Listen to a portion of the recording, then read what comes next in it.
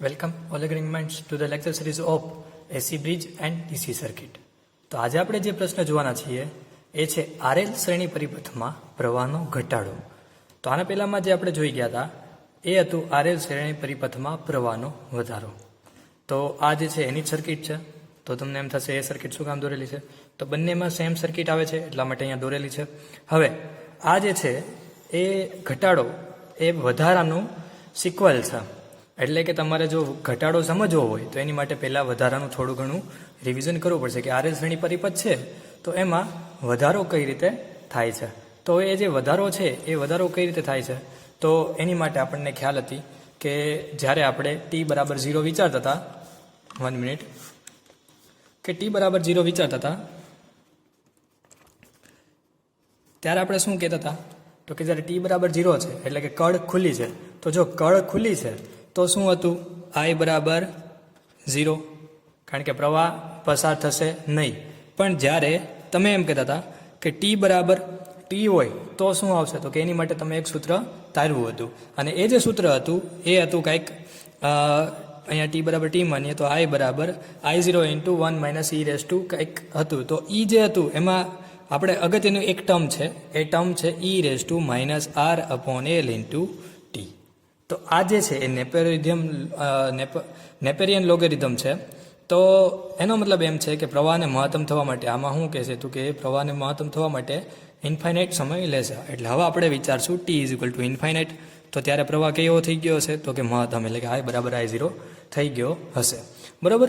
તો આ કંઈક કન્ડિશન હતી કે જેમાં શું થયું તો અહીંયા આપણે કી ક્લોઝ કરી એટલે કે કળ બંધ કરી એટલે પ્રવાહ જે છે આ સર્કિટ અહીંયા બેટરી છે બેટરીને લીધે અહીંયા પ્રવાહ પસાર થવા માંડ્યો હતો અને ધીમે ધીમે હવે શું થવું જોઈતું હતું તો કે બેટરીને લીધે તરત જ તે ફૂલ I બરાબર I0 થઈ જવું જોઈતું પણ નહીં એ થોડાક સમય પછી એ ત્યાં I બરાબર I0 એટલે કે મહત્તમ પ્રવાહ થતો હતો. તેનું રીઝન હતું આ એલ કે જેમાં ઇન્ડ્યુસ કરંટ જે છે પ્રોડ્યુસ થતો હતો જે એનો વિરોધ કરતો હતો એટલે કે ધીમેથી એક સાથે મતલબ મહત્તમ વેલ્યુ પ્રાપ્ત કરતો નહોતો.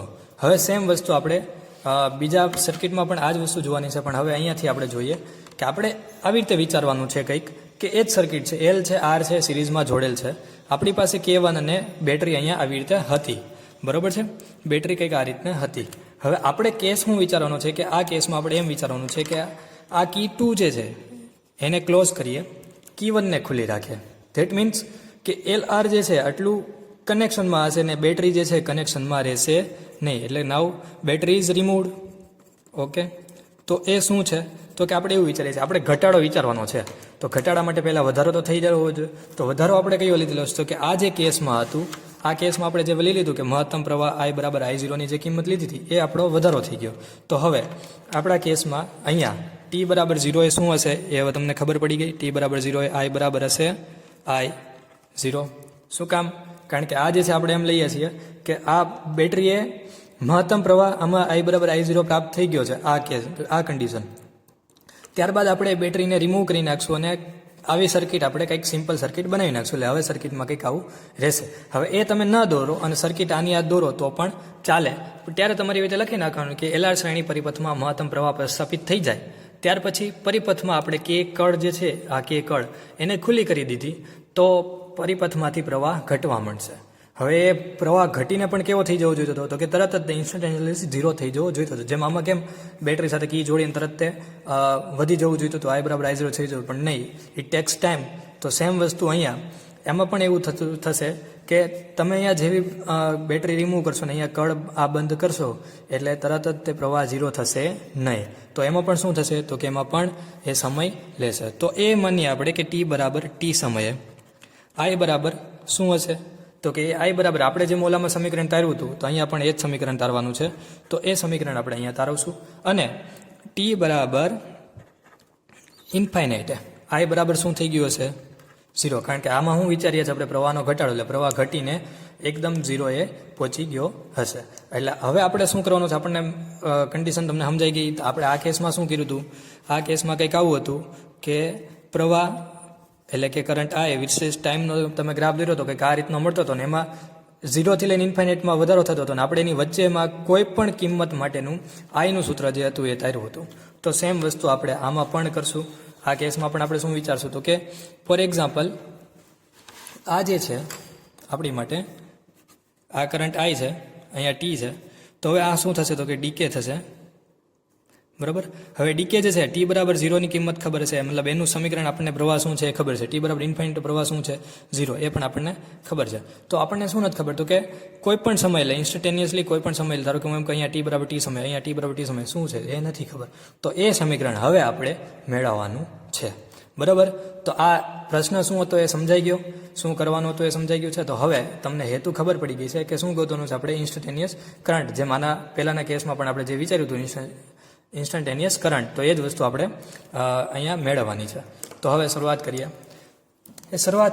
કરીએ તો આપણે આ જોયું, પહેલાં આ જોઈ લઈએ અહીંયા શું થતું હતું. તો અહીંયા આ રીઝન શું છે તો કે આમાં જેમ ઇન્ડક્ટર જે છે ઓપોઝ કરતું હતું, એમ આમાં એવું હશે કે આમાં ઇન્ડક્ટર જે છે સપોઝ થશે, મતલબ સપોર્ટ કરશે, અને એમાં પણ જે છે ઇન્ડ્યુસ કરંટ પ્રોડ્યુસ થશે, બરાબર છે. તો હવે અહીંયા જોઈએ કે આ કેસ માટે આપણે શું વિચારશું. તો આપણે જેમ પહેલાંના કેસમાં વિચાર્યું હતું એની જેમ જ અહીંયા વિચારશું કે પ્રેરિત વીજ ગૂંચળું છે, એટલે કે આ એલ છે, એમાં ઉત્પન્ન થતો ઘટાડો જે છે એનો દર ઓછો થાય છે, અને પ્રવાહનું મહત્તમ મૂલ્ય આઈ બરાબર I0 થઈ જાય છે.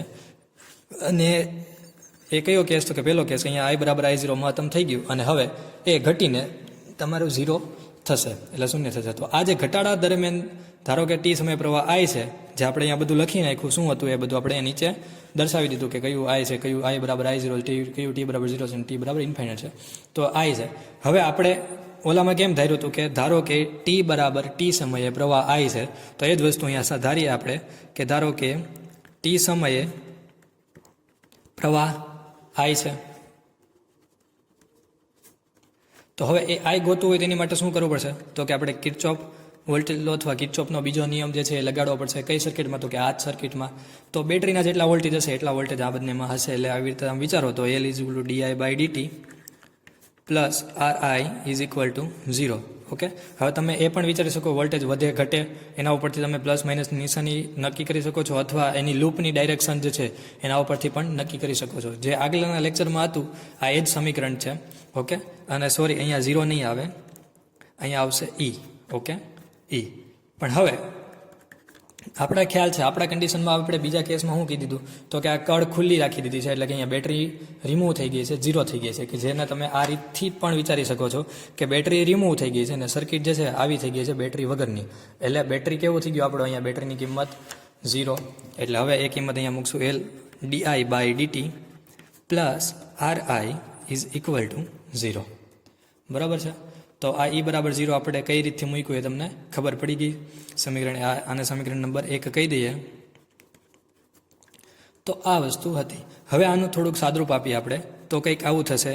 આ RI ને આપણે આ સાઈડ લઈ જઈએ તો આ થઈ ગયું માઇનસ RI L di/dt. બરાબર છે. હવે આગળ શું કરશું તો આની પહેલાંના જ કેસમાં આપણે જે હું વિચાર્યું હતું, આપણે જ્યારે પ્રવાહનો વધારો કરતા હતા ત્યારે આપણે શું કરતું.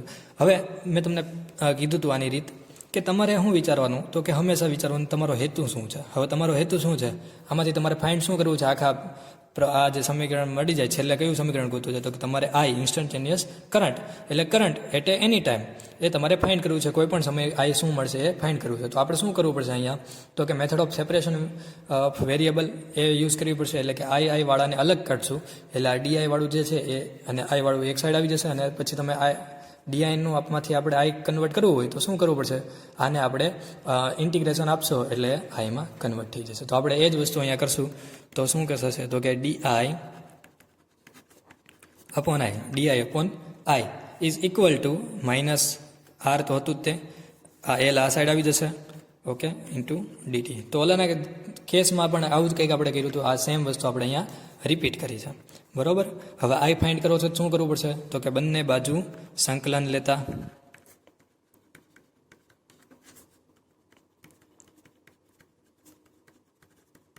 તો હવે સંકલન લઈએ તો આ થઈ જશે d i upon i is equal to minus r upon l into DT.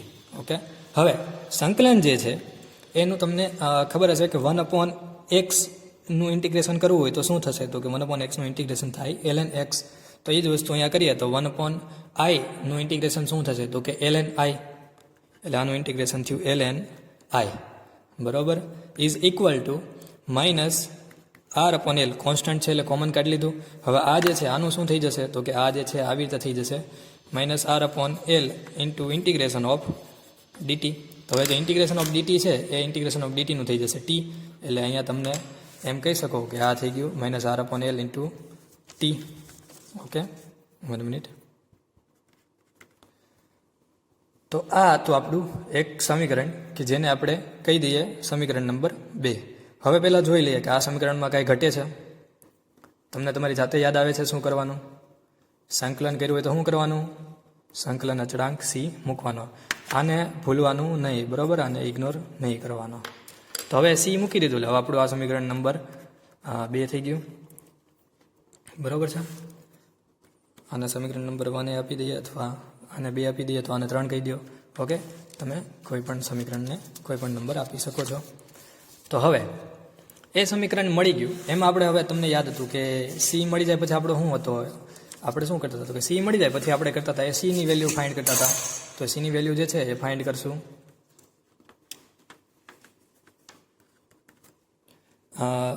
C બરાબર અચળાંક છે તો સીની વેલ્યુ ફાઇન્ડ કરવા માટે આપણે શું કરશું તો કે સીની વેલ્યુ ફાઇન્ડ કરવા માટે આપણે એવું વિચારશું ટી બરાબર 0. કઈ રીતે? તો કે જો અહીંયા તમને સી કઈ રીતે મળશે? આમાંથી જો તમારે સી ગોતો હોય તમને કઈ રીતે મળશે? તો કે ટી જે છે એ 0 કરો, બરાબર? અને આઈ જે છે એની કિંમત હવે ટી બરાબર 0 હોય. આઈ શું હતો આપણો? તો કે આપણા કેસમાં આઈ જે છે જ્યારે 0 હોય ત્યારે આપણા કેસમાં ટી બરાબર 0 હોય ત્યારે આઈ બરાબર આઈ 0 હતું. તો આઈ 0 એટલે કે આ કન્ડિશન લેતા ટી બરાબર 0 અને આઈ બરાબર આઈ 0. તો એ આઈ 0 માટે સીમાં એટલે જે સમીકરણ હતું તો એ સમીકરણ અહીંયા લખી નાખું છું જે ઓલામાં લખ્યું હતું આપણે એ જ તે. ln i is equal to minus r upon l into t plus c. હવે ટી બરાબર શું મૂકશું? 0 અને ln i બરાબર મૂકશું આઈ 0. ઓકે, અહીંયા સ્મોલ આપું છું, બરાબર? એને તમે કેપિટલમાં લખજો, બરાબર? અહીંયા મારી મેં નોટેશન પહેલાં સ્મોલમાં આપ્યું હતું એટલા માટે મેં અહીંયા સ્મોલ રાખ્યું હતું, પણ એને અત્યારે કેપિટલમાં કન્વર્ટ કરી નાખજો, બરાબર છે? આપણે કેપિટલ રાખ્યું છે આપણા આખા ઇક્વેશનમાં એટલા માટે. તો બધે કેપિટલ છે એટલે કેપિટલ કરી નાખજો. તો ln i0 is equal to minus RL upon T into 0. તો આ થઈ ગયું આખું 0 પ્લસ સી. તો આપણને સીની કિંમત મળી ગઈ ln i0, જેને આપણે સમીકરણ નંબર આપી દઈએ 3. હવે શું કરશું આપણે? તો કે એ સમીકરણ 3માં જે સી જે છે એની કિંમત મળી, એ કિંમતને આપણે સમીકરણ નંબર 2માં એટલે આપણું જે સમીકરણ હતું એ સમીકરણ નંબર 2માં મૂકી દઈશું. તો હવે સમીકરણ નંબર 2માં મૂકીએ તો સમીકરણ નંબર 2 કયું હતું? તો આ જે છે એને આપણે સમીકરણ નંબર 2 કીધું હતું, તેમાં મૂક્યા ln i is equal to minus r upon l into t plus હવે શું આવશે તો કે સી છે, સીની જગ્યાએ આવશે પ્લસ ln i0. ઓકે, તો સીની જગ્યાએ આવશે પ્લસ ln i0. તો હવે ln i જે છે હવે પાછું શું કરશું? આપણે હેતુ યાદ રાખો કે શું હતો તો કે આઈ ગોતવો છે, તો આઈ ને પાછું એક સાઈડ લઈ આવવું પડશે.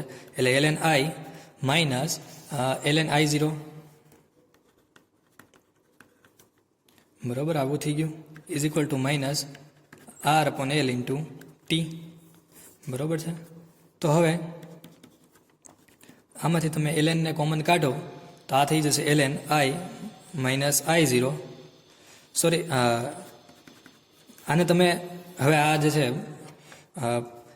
લોગેરિધમ છે. હવે લોગેરિધમનો એલ્જીબ્રા છે એને તમે શું કરશો તો કે લોગેરિધમનો એલ્જીબ્રામાં માઇનસ હોય તો એ ભાગાકારમાં કન્વર્ટ થઈ જશે. એટલે કેમ તો કે કઈ રીતે થશે તો કે આ ln i અપોન i0, બરાબર, is equal to minus r upon l into t, બરાબર ને? આ શું છે તો કે લોગેરિધમમાં બાદબાકીમાં હોય તો એ ભાગાકારમાં થઈ જશે, બરાબર? અને સરવાળામાં હોય તો એ ગુણાકારમાં આવી જશે, બરાબર? આ એના લોગેરિધમના નિયમ છે જે આપણે આના પહેલાંના જે ઇક્વેશન હતું એમાં પણ આપણે તાર્યું હતું અને ત્યારે પણ આપણે એવું જ કીધું હતું કે ત્યારે બાદબાકી હતી ln x minus ln y બરાબર આપણે ln x અપોન y લીધું હતું. તો એ જ વસ્તુ આપણે અહીંયા ઉપયોગ કરેલો છે, બરાબર? તો હવે આ સમીકરણ આપણને મળી ગયું છે ln i upon i0 minus RL upon T. તો એનો મતલબ એમ છે કે હવે આપણે બહુ દૂર નથી આઈથી.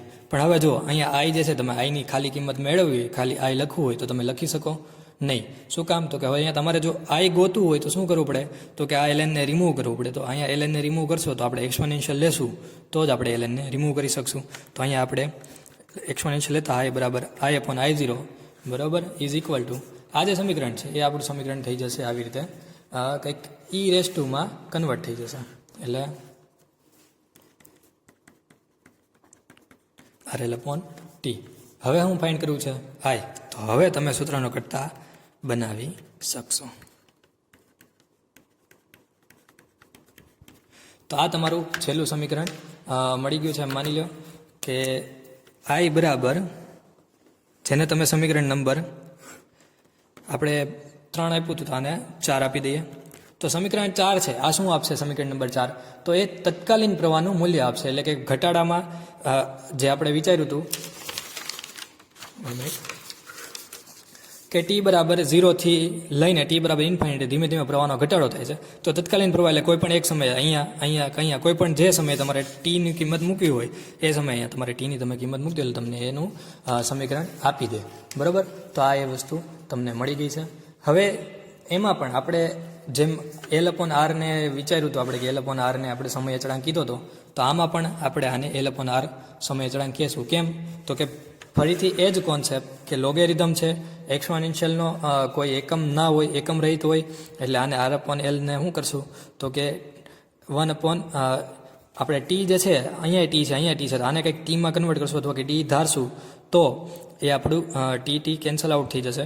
તો એ આપણો સમય અચળાંક થઈ જશે. એટલે 1/RL અથવા L/R 1/L/R તો એ શું થઈ ગયો આપણો? તો કે આપણો સમય અચળાંક થઈ ગયો. એટલે આપણો સમય અચળાંક ટી જે છે ટી ઇઝ ઇક્વલ ટુ થઈ જશે L/R. બરાબર? કારણ કે અહીંયા ટી બરાબર 1/R/L પણ તમે માની શકો અથવા કોઈ પણ, એટલે કે જેથી કરીને અહીંયા એકમ રહિત થઈ જાય. તો આપણો જે આના પહેલામાં કેસમાં આપણે જે ધાર્યો હતો L/R સમય અચળાંક, તો અહીંયા પણ એ જ સમય અચળાંક આપણે ધાર્યો છે. બરાબર? તો એ સમય અચળાંક મૂકતા શું થઈ જશે? તો કે ટીની જગ્યાએ અહીંયા જે છે એ કિંમત એક જ થઈ જશે. અહીંયા e⁻1 કન્વર્ટ થઈ જશે.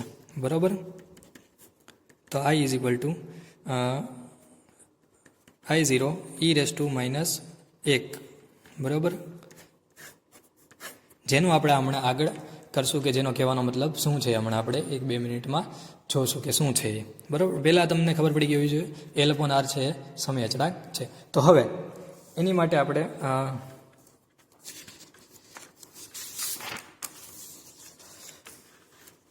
જો RL સર્કિટ ગ્રોથ એનો આપણને ગ્રાફ મળ્યો હતો કંઈક આવી રીતે 0 થી લઈને સમય જે છે 0 થી લઈને ઇન્ફિનિટ ધીમે ધીમે વધતો હતો, એટલે કે પ્રવાહનો વધારો હતો, એટલે જ ગ્રોથ કીધો હતો, વૃદ્ધિ કીધી હતી, વધારો કીધો હતો. હવે આવે છે RL સર્કિટ ડીકે. તો એમાં શું થશે? I0 મહત્તમ પ્રવાહથી લઈને ધીમે ધીમે ઘટશે. બરાબર?